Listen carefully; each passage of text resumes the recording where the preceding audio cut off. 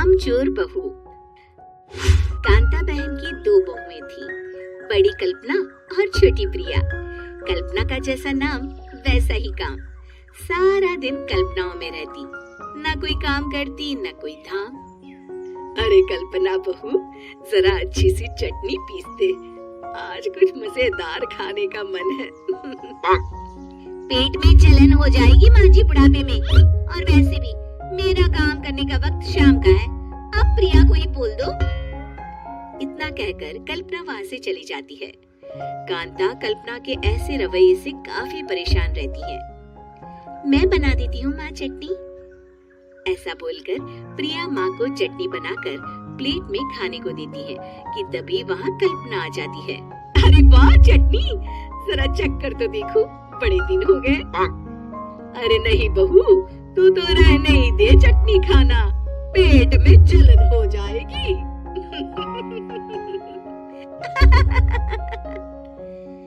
इतना कहकर कांता और प्रिया दोनों हंसने लगते हैं। कल्पना सारा दिन या तो मोबाइल में यूट्यूब देखती या फिर सोती रहती। उसका कमरा भी बिखरा और गंदा रहता।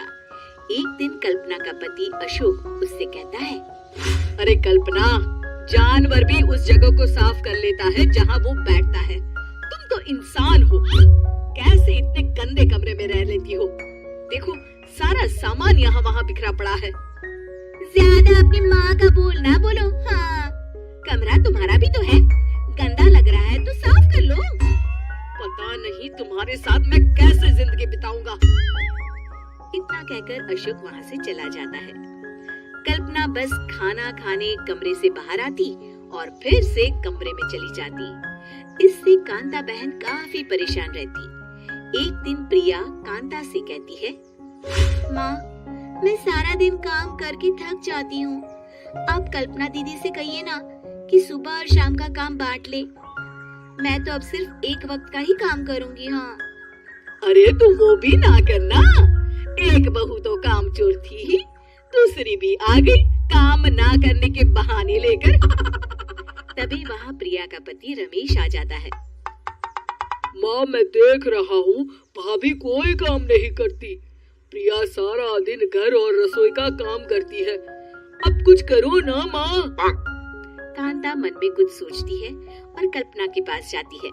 कल्पना फोन पर मेकअप करना देख रही होती है। कल्पना, तुम सारा दिन बस मोबाइल देखती हो, घर का कोई काम भी कर लिया करो। प्रिया सारा दिन काम करके थक जाती है, आज से मैंने फैसला किया है, एक वक्त का काम तुम करोगी, सुबह का खाना तुम बनाओगी और रात का प्रिया। आप लोगों ने काम को हुक्का बना रखा है। अरे पता नहीं थोड़ा सा ज्यादा काम करने में आप लोग घबरा क्यों जाते हैं। और हाँ, बहुत ज्यादा प्रिया की तारीफ मत करिए मेरे सामने, बड़ी बहू तो मैं ही रहूंगी। मैं कुछ नहीं जानती, कल सुबह मुझे वक्त से खाना चाहिए, रसोई में आ जाना, वरना कल से तुझे खाना नहीं मिलेगा। अगली सुबह कल्पना रसोई में नहीं आती है। वो देर से सोकर उठती है और बाहर आकर कहती है, भूख लगी है, आज खाने में क्या है? इतनी देर हो गई, आज किसी ने मुझे उठाया भी नहीं, पता नहीं कहाँ है सब। कल्पना को घर में कोई नहीं दिखता। वो रसोई की तरफ जाती है जहाँ बड़ा सा ताला लगा होता है। अरे रसोई में ताला, ओ मैं तो भूल ही गई थी। माँ ने आज से सुबह का खाना मुझे बनाने को कहा था। हे भगवान, इतने लोगों का खाना बनाना क्या आसान है? तभी घर के सारे सदस्य बाहर से वापस आते हैं। वाह माँ जी, मजा आ गया छोले भटूरे खाकर।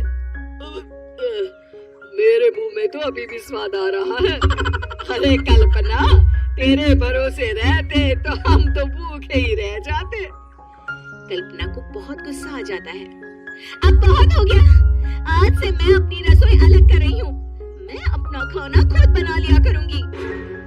कल्पना अपनी रसोई अलग कर लेती है, पर आए दिन उसका देर से उठना और काम न करने की आदत से वो भूखी ही रह जाती थी। उसी के सामने घर के लोग अच्छे अच्छे पकवान खाते और कामचोर कल्पना को जैसे तैसे ही खाना बनाकर खाना पड़ता। पर एक दिन तो हद ही हो गई।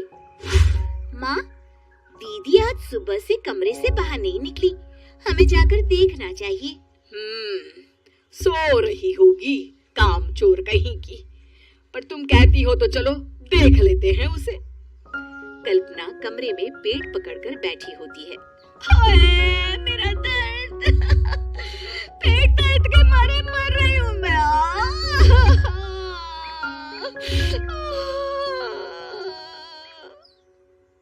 अरे दीदी, क्या हुआ? पेट में दर्द क्यों हो रहा है? डॉक्टर को दिखाया आपने? माँ, कल्पना खड़ी होती है और माँ जी के पास आती है। मुझे माफ कर दीजिए, अब से मैं सारे काम में मदद करूंगी, कभी आलस और काम चोरी नहीं करूंगी।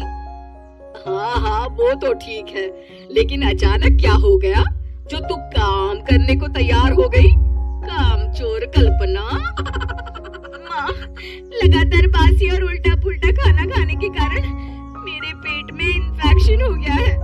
काम ना करना पड़े इसलिए मैं 2 दिन का खाना एक दिन ही बना लेती थी। बासी और खराब खाना खाने के कारण लेने के देने पड़ गए। पेट में दर्द हो रहा है। चलो अच्छा हुआ, देर आए दुरुस्त आए।